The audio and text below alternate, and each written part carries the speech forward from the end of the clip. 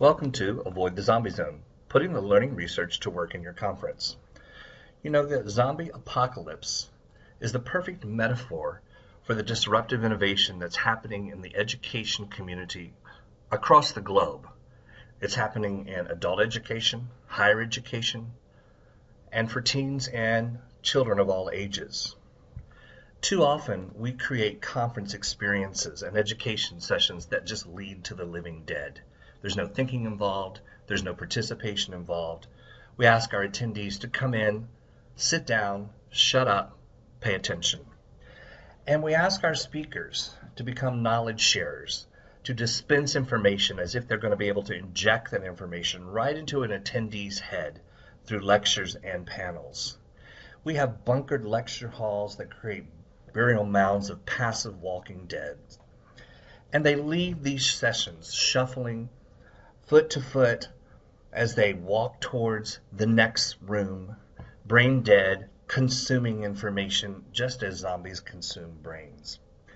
And we forget that learning is a biological process in the brain, and that if we want to have a high ROI on our education sessions and our conferences, we must see them from the view of biology. We must understand that we are biological creatures, and there's things that we can do and things that we shouldn't do to create the right education experience for our attendees. And just receiving information does not lead to learning or change. Just dispensing it from the front of the room in a panel or a monologue does not mean that there's actually attitude, behavior, and skill change. We have got to confront the Gothic elements of most conference education.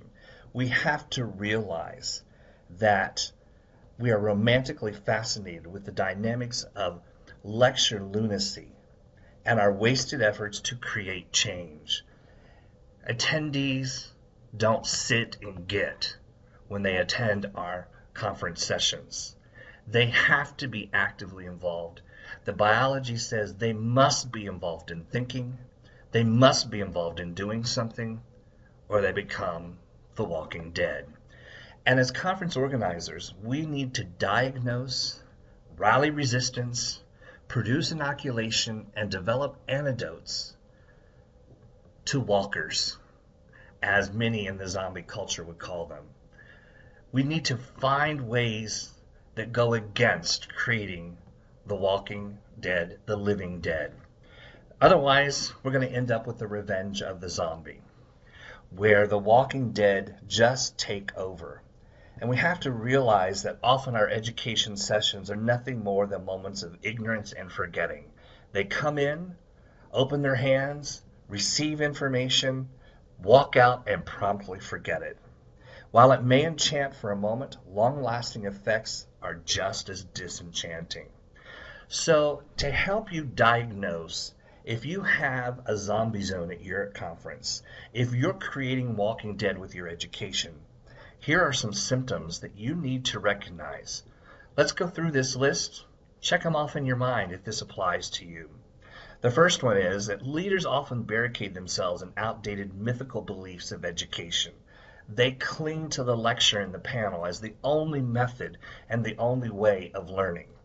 These leaders resort to familiar, comfortable refuge, fortified spaces, and status quo, just like many of the people do when a zombie apocalypse happens. They go to comfortable refuge and bunker themselves in isolation. Well, these outdated mythical beliefs don't lead to learning. Number two, leaders deny that the world around them is undergoing massive global change. They are in total denial that education is being transformed and disrupted. They believe that they learned from a lecture and a panel, so therefore everybody else should learn the same way.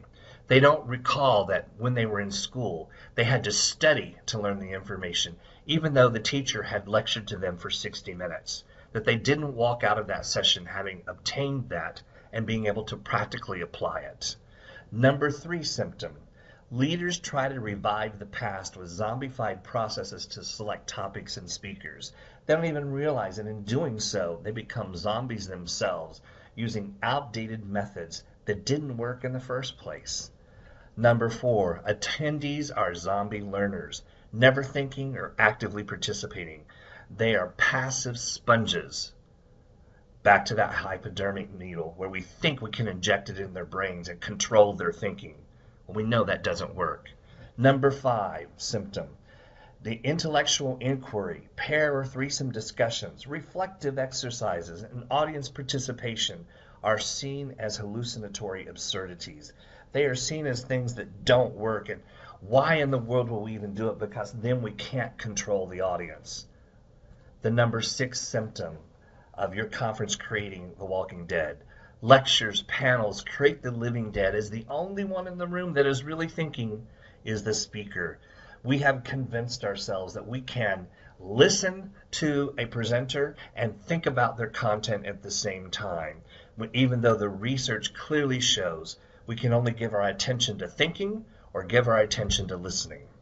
The number 7 symptom, zombie hordes shuffle from session to session as if they are the sleepwalking dead. There may be discussions in the hallways, but rarely are there discussions about the sessions unless they're talking about how boring they were, or what somebody said that was out of line, or somebody in the audience who got up and actually used their brains and rejected the theories that were being presented. Number 8, the conference has a police-controlled atmosphere where attendees are not in control of their own learning. Doors are locked immediately as soon as people are let in the room. If they walk out of the room to go to another session, they're not given credit. They're not allowed to be adults in charge of their own learning. Number 9, the focus of the conference education is on the expert and their industry expertise as speakers, instead of the focus on the paying attendees as learners. In this situation, rarely do leaders choose speakers that have understanding of learning and facilitation of learning. We think that we can just deliver that information like the magic silver bullet. Well, if your conference has any of these symptoms, you're creating The Walking Dead. You're creating a zombie apocalypse. And the survivors of the zombie apocalypse appreciate that the world has changed. They know that old methods and old ways won't work in today's society. And it's vital for you as a conference organizer and a meeting professional to understand that the old education methods are dead. We have the data, the evidence, the research to show they never really worked. Remember, if your conference has a zombie infection, you must act, and you need to act fast. And it's scary to act. It becomes unnerving because change has occurred all around us. And yet we fear doing anything differently, but we expect different results. What we have to face is that there has been death, which confronts us with the fact that something we long held dear, maybe mom, cousin June, or maybe a coworker, has actually been infected with the zombie disease, and they're not the same. In the same way, we have to realize that there has been a death of the lecture model, the panel model, the attendee sitting as a consumer passively, consuming the information just as zombies have one focus to consume brains. That there is a death of those processes by themselves to work in an education setting. We can try to embrace the good old days, but we must realize that they actually created these zombies. What's very interesting is that in the words of Siegel's 1956 invasion of the body snatchers, this was prophetic. Oh God, you see them? This is where they grow them. This is where they cultivate them. It's enormous. What are we going to do? There are so many. We've got to figure out a way of stopping them. Don't let your conference become one of those ways that cultivates them and grows them. In the words of Romero's 1978 Dawn of the Dead, 2 survivors sit quietly in a shopping mall watching zombies lurch from store to store with music playing in the background, and they felt that they saw absurd, comical customers. One survivor asks, "What the heck are they?" The other one replies, "Well, they're us, that's all." Don't let them become us. What is the antidote of zombieism? Is there one? Well, there's actually more than one. There are several antidotes to eliminate the walking dead from your conference. The first one is critical thinking. How do you do that? You'll have to come to the session to learn more ways to do it. Number two, an antidote to zombieism is deep learning, not surface knowledge, not just, well, I heard him mention that topic before. Number three is focusing on the attendee, uncovering content and figuring out how to practically apply it, not just listening to content covered by the speaker. Number four, another antidote is using evidence-based education methods, not the traditional lecture and panel that by themselves just create dying corpses in the rooms. Number five, authentic learning, not mimicry, which is what we did as children. We learned to assimilate information by watching our parents and watching other adults, and we would mimic them. And we discovered that that actually wasn't true authentic learning. Number six, the sixth antidote is going beyond just a speaker giving out information and the attendee assimilating it to actually an application, an understanding and wise insights on how to apply critical solutions to their problems. Number seven, and one of the most important ones, is letting attendees solve problems by thinking, not letting them rely on the memory and their past experience to defend outdated beliefs and to rely on, well, this is what we've always done, so this must be how to solve it, and instead to use those critical thinking skills. So you want more? Well, attend the session. Avoid the Zombie Zone, Wednesday, January 15th, 10:30 a.m. to keep your attendees from becoming the walking dead.